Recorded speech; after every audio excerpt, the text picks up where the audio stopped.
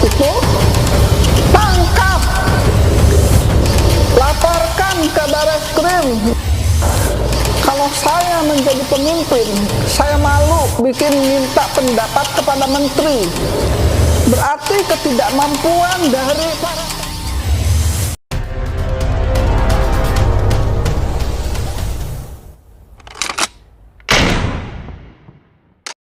3, 2, 1, action, opening. Halo, assalamualaikum, selamat siang. Saat ini sedang hangat-hangatnya pembicaraan mengenai Kongres Ikatan Notaris Indonesia yang insya Allah akan dilaksanakan pada minggu-minggu pertama bulan Maret 2023 di Cilegon, Banten. Nah, memang Kongres ini diliputi banyak kontroversi menjelang setahun menjelang dilaksanakannya Kongres, dan kontroversinya luar biasa. Nah, terbesit oleh kami, sebetulnya organisasi itu untuk apa sih, begitu kan? Untuk sebuah organisasi profesi atau organisasi jabatan umum notaris itu kita merasa perlu kembali lagi, untuk apa orang berorganisasi, sehingga sampai sejauh ini di menjelang Kongres kok sampai ributnya seperti, dalam tanda kutip ributnya seperti mengalahkan organisasi politik begitu. Nah, kami saat ini datang berhadapan dengan mantan notaris Ibu Dr. Tintin Surtini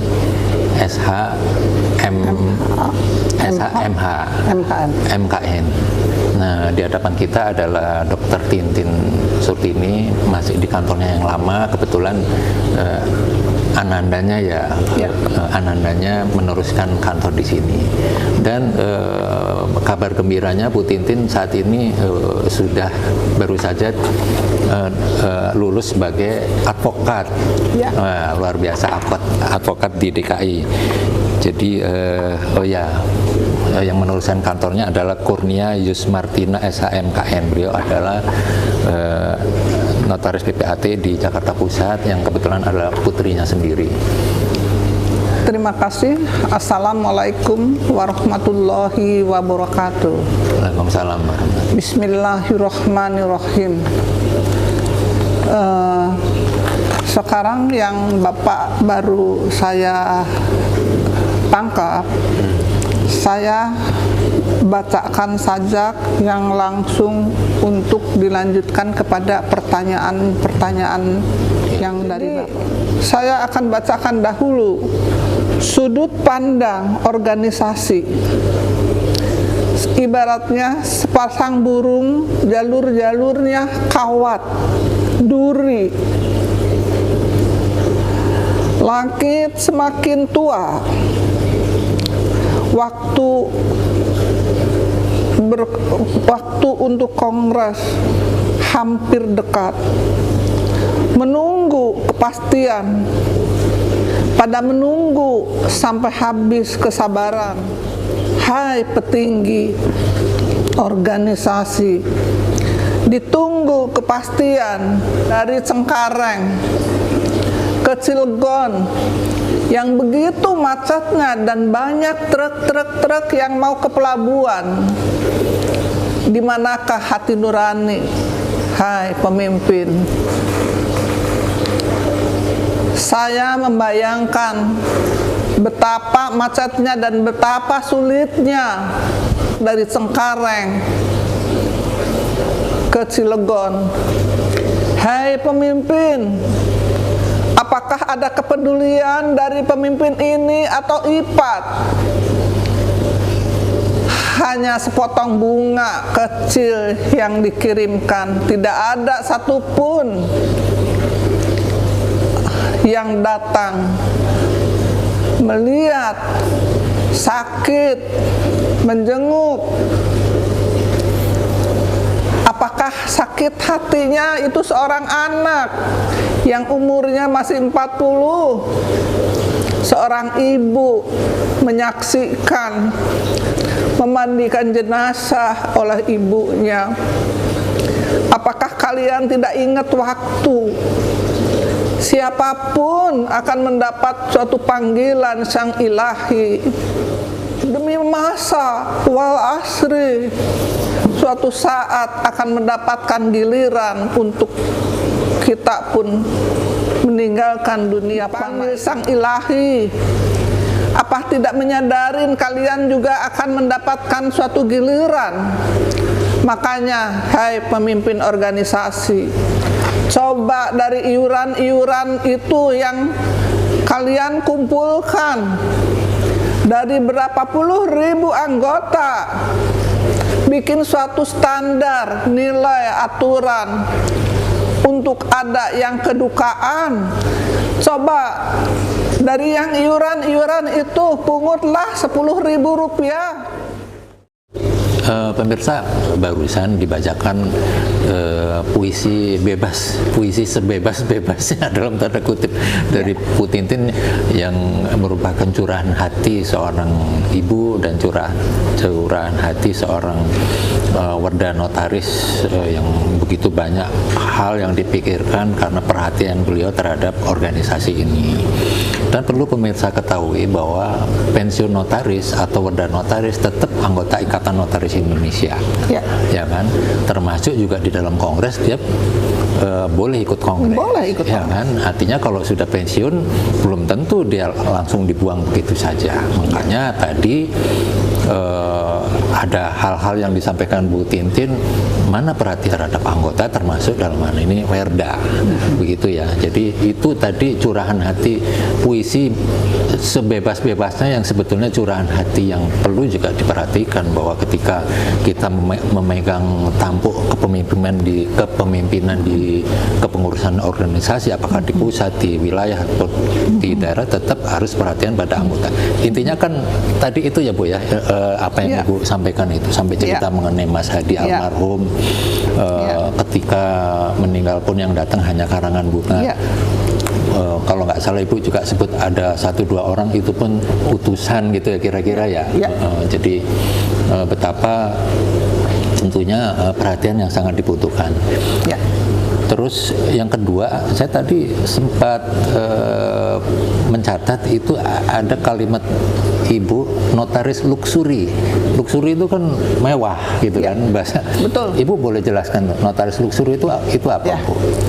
Ya, itu notaris luxury itu sekumpulan dari yang orang hebat-hebat yang kalau arisan itu selalu di hotel bintang 5 dan dimasukin ke medsos, semua bermerek dan brand dan semuanya itu kan bikin anggota yang lain itu terkesima melihatnya. Karena saya sering ke daerah, dosen terbang, saya suka tanya, saya seorang dosen, saya tanya kepada mahasiswa gimana pandangan saudara dengan ada itu.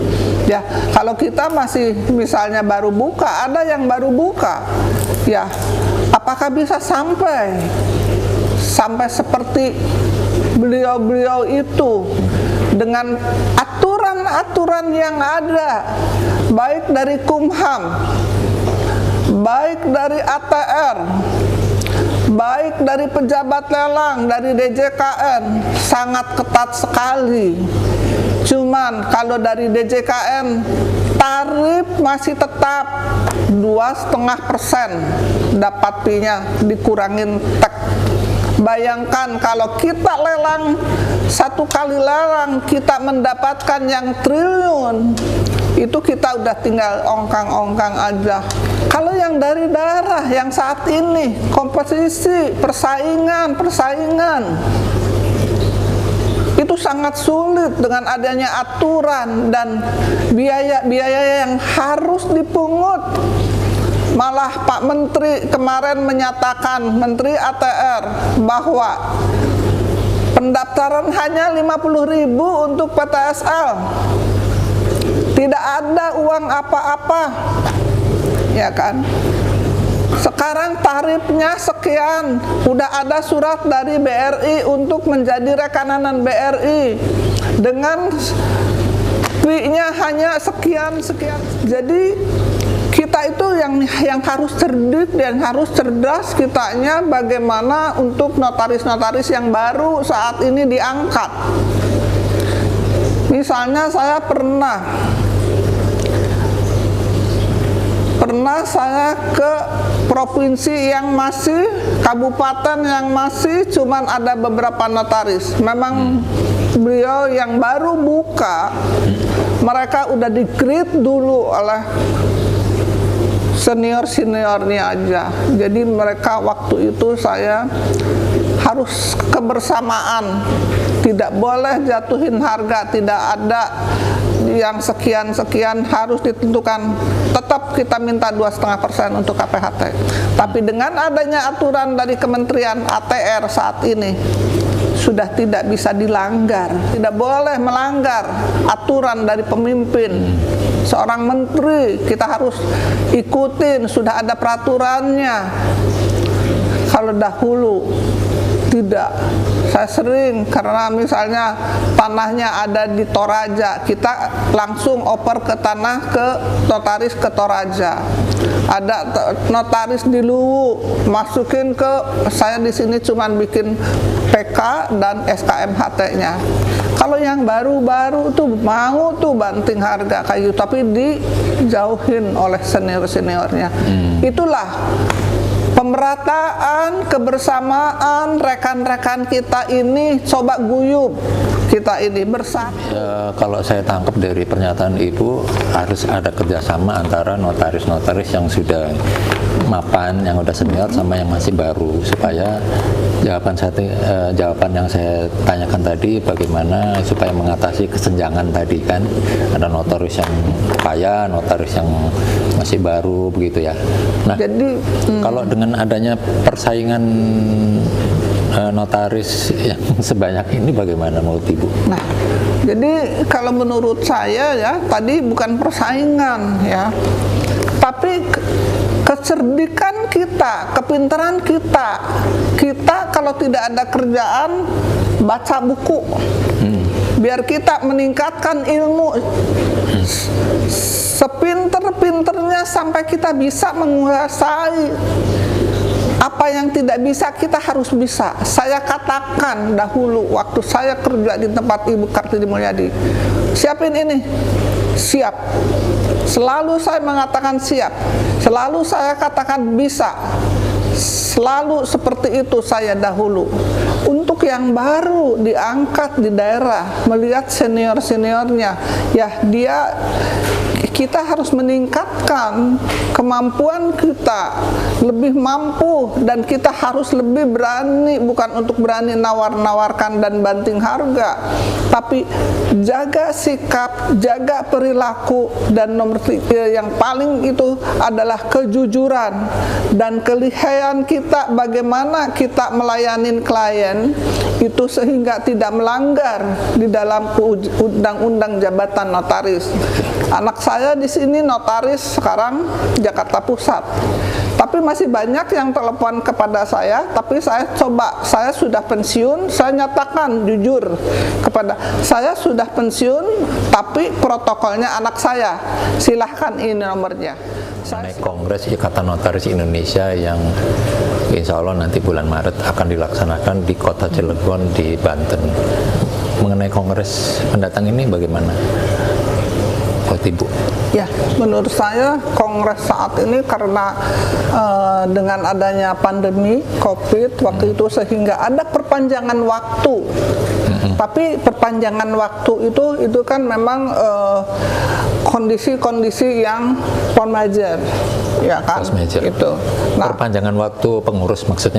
Perpanjangan waktu untuk Kongres. Oh, dimundurkan ya? Ya, menurutnya. Tetapi semestinya kita udah memberikan waktu yang sedemikian panjang. Pembicaraan Kongres waktu itu, waktu terakhir akan di Jawa Barat, tidak jadi. Terus akhirnya kalau saya menjadi pemimpin, saya malu minta pendapat kepada menteri. Berarti ketidakmampuan dari para pemimpin kita. Ya, Jadi menurut saya kongres yang akan diadakan yang telah dahulu ditentukan di Jawa Barat, tetapi karena keterpanjangan waktu ini, pengunduran waktu, perpanjangan menjadi penguasa elit itu ya, sehingga di sini banyak suatu kegaduhan dari Cilegon.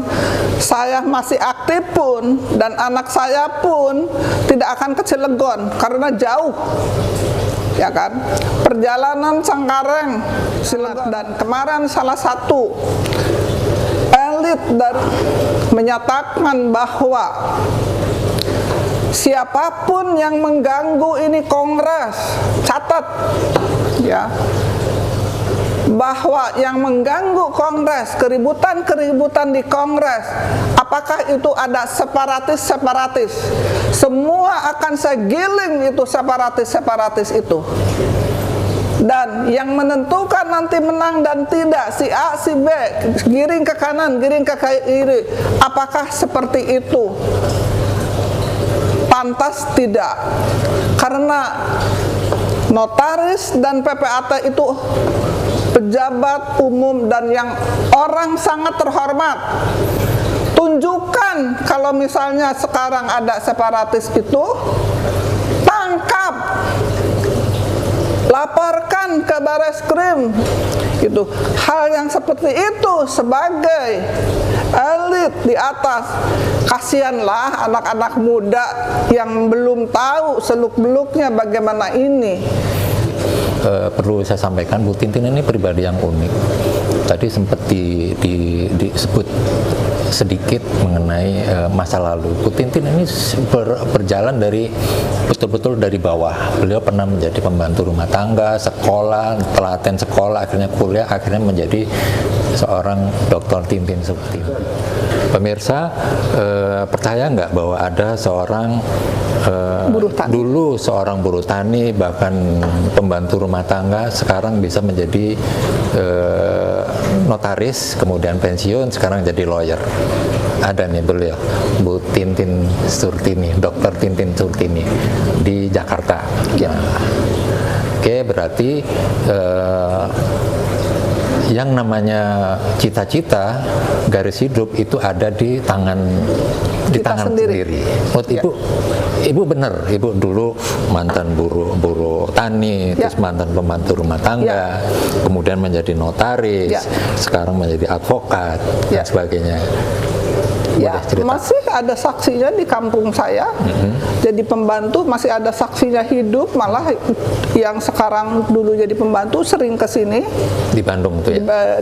Sekarang rumahnya di Pondok Indah, masih sering. Yang satu di Frankfurt di Jerman, malah jadi kayak saudara gitu. Yang saya kalau ke Jerman dijemput oleh beliau, jadi saya udah dianggap saudara aja oleh dia itu. Karena saya selalu semangat, apapun saya lakukan. Tidur jam 12 malam, bangun jam 3. Itulah kebiasaan saya waktu itu. Jadi ini kuncinya nih, salah satu kuncinya ya. Terus apa lagi? Ya, jadi saya tahajud. Alhamdulillah, saya sampai saat ini masih saya laksanakan. Termasuk tadi membaca ya, Ibu membaca? Ya, sambil membaca saya itu biasanya kalau dari asar ke maghrib sampai ke isya, baru dari isya saya dengan anak-anak dari diberikan pekerjaan fotokopi, membaca fotokopi, akhirnya jadi pandai gitu ya. Betul. Jadi pemirsa, ini terbukti bahwa seorang yang memiliki pekerjaan yang ya dalam tanda kutip pekerjaan rendahan, pembantu, buruh tani, itu bisa menjadi seorang notaris dan dalam tanda kutip bisa kaya raya. Kalau kaya raya tidak ya, cukup. Apa itu? Oh cukup, ya cukup. Terima kasih pemirsa. Jadi jangan putus asa, walaupun sekarang Anda pembantu atau buruh tani atau buruh apapun, bisa menjadi notaris atau bisa menjadi apapun yang Anda cita-citakan. Demikian ya. Ya, dan saya siap bersedia kalau diminta untuk masalah hukum. Saya bersedia bisa WA dulu atau apa, saya akan jawab. Oke. Terima kasih. Kita jumpa lagi di lain kesempatan.